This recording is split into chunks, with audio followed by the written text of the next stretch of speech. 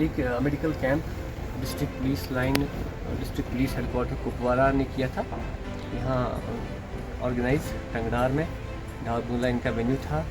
तो सुबह हम 10:30 बजे से पेशेंट्स देख रहे थे। अभी लगभग 3:30 बजे का टाइम हुआ तो हम कंक्लूड कर रहे हैं।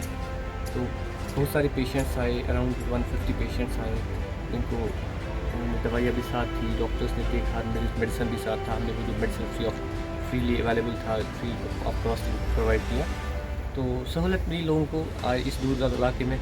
और जो बेचारे गरीब गुरबा थे वो आए, उन्होंने इसका फ़ायदा उठाया।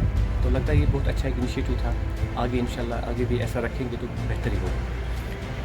जी, आज के कैंप के हवाले जो मेडिकल कैंप टंगडार में तैनात किया गया है, मैं अपने ये हमारे जो डिस्ट्रिक्ट की पुलिस अखार के SSP कुपवाड़ा में उनका तहे दिल से शुक्रिया अदा करता हूँ कि ये फार फ्लंग एरिया है। इस एरिया के लिए उन्होंने ये अपना बड़ा कीमती टाइम निकाला। और ये दवाई जो आपने पुलिस ने अपनी तरफ से हमको बांटी, मैं पूरे कर्नाटक की तरफ से अपने जम्मू कश्मीर जितने पुलिस है, DG साहब लेकर नहीं था, सबका तहे दिल से शुक्रिया अदा करता हूँ कि उन्होंने अपनी नफरी भी लगाई यहाँ पे। हमारे SHO करना जो हैं वो भी यहाँ पे दिन में तैनात थे। यहाँ पे वाकई नफरी भी थी। बाकी हमारे जो मेडिकल स्टाफ यहाँ का है, हमारे SDI टंगडार का, वो डॉक्टर यहाँ पे तैनात थे। मैं इन सब का तहे दिल से शुक्रिया अदा करता हूँ क्योंकि यहाँ पे मुफ्त दवाई बांटी गई। काफ़ी मरीज, तकरीबन 200 से ऊपर कम से कम मैंने मरीज देखा होगा दिन में। बड़ी भीड़ भाड़ रही। फार फ्लंग एरिया है।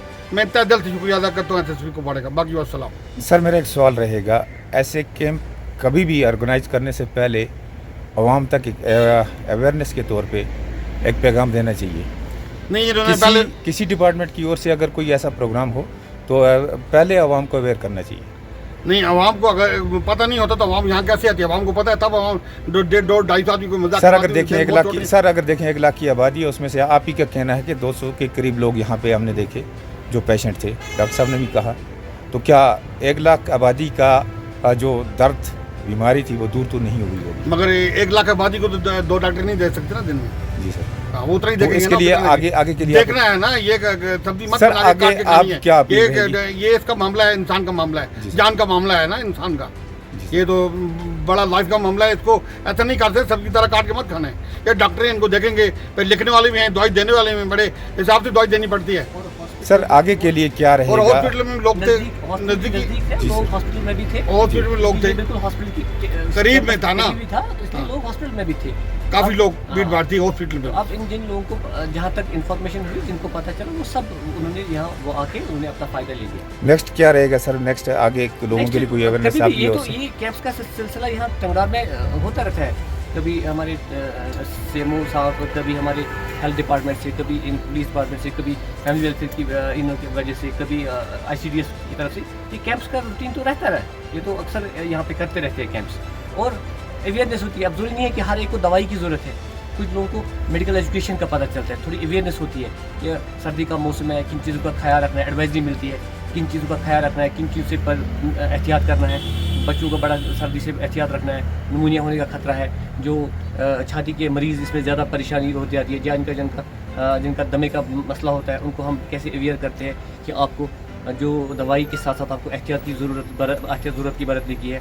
और सबसे बड़ी बात है कि गर्मियों में ठंड में ज़्यादा घूमना नहीं है, सुबह ज़्यादा अर्ली बाहर नहीं निकलना है। ज़रूरी नहीं है कि हर एक को हम दवाई से, ठीक है, कुछ लोग ऑलरेडी ट्रीटमेंट पे चलते हैं। जैसे मैंने एक मरीज़ को देखा, वो यहाँ का कर्नाटक था, एक बुज़ुर्ग इंसान, उसको 3-4 प्रॉब्लम्स थी।